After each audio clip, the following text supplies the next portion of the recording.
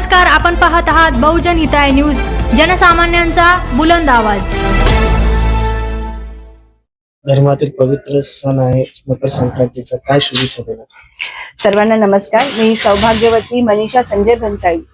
संपूर्ण देशवासियांना मी नवीन वर्षाचं पहिलं आपलं सण मकर संक्रांती, ज्याला पंजाबीमध्ये आपण पंजाबचे लोक लोहडी म्हणून साजरा करतात, आसामचे बिहू म्हणून करतात आणि दक्षिणायन संपून उत्तरायण सुरू होणार आहे। अशा या खूप मोठं ज्याला महत्व लाभलेलं आहे असं मकर संक्रांतीच्या मी सर्वांना मनापासून शुभेच्छा देते। उद्या मतदान होणार आहे, मतदार व तुमच्या भागातील मतदारांना तुम्ही काय आवाहन करणार? उद्या 15 जानेवारी संपूर्ण महाराष्ट्रामध्ये इलेक्शन लागलेले आहेत आणि सर्वांना नागरिकांना मी मनापासून आवाहन करते की कोणत्याही आमिषाला बळी न पडता जे आपल्याला संविधानाने अधिकार दिलेला आहे आणि गुप्त मतदान पद्धती आहे, याच्यामध्ये आपण खरोखर मनापासून योग्य नागरिक असा नगरसेवक निवडावा। आपण बघतोय की मागच्या 10 वर्षापासून इलेक्शन झालेले नाहीये, एक पूर्ण 5 वर्षाचा टेन्युअर लोटलेला आहे आणि आता इलेक्शन लागलेले आहेत।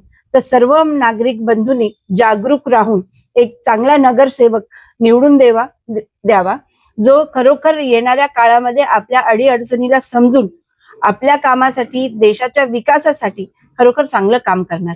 आणि मी सर्वांना आवाहन करते की उद्या सर्वांनी आपला मतदानाचा अधिकार त्याचा वापर करावा आणि जास्तीत जास्त संख्यामध्ये मतदान करावं। भाग्यवती मनीषा संजय, भारतीय जनता पार्टीच्या वतीने प्रभाग क्रमांक 18 वेदांत नगर आणि बन्सीलाल नगर सर्वसाधारण महिला या प्रवर्गातून मी उभी आहे। मी सर्वांना आवाहन करते की जास्तीत जास्त संख्येने मतदान करून। आज मकर संक्रांत आहे मॅडम, काय शुभेच्छा देणार तुमच्या? नमस्कार, मी सौभाग्यवती मनीषा संजय भन्साळी। मकर संक्रांतीच्या मी सर्व देशवासियांना मनापासून खूप खूप शुभेच्छा देते। उद्या मतदानाचा दिवस आहे आणि मतदारांना काय आवाहन करणार?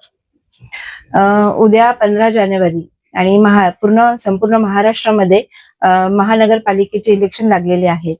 मी सर्व महाराष्ट्रीय वासियांना मनापासून आवाहन करते की सर्वांनी आपल्याला मिळालेला अधिकार मतदानाचा निभावला पाहिजे आणि खरोखर योग्य व्यक्तीला मतदान करून येणाऱ्या काळात सगळीकडेच भारतीय जनता पार्टीच्या वतीने एक सुशासन आणि सुशासित असे नगरसेवक निवडून देऊन आपण देशाच्या विकासाला हातभार लावावा।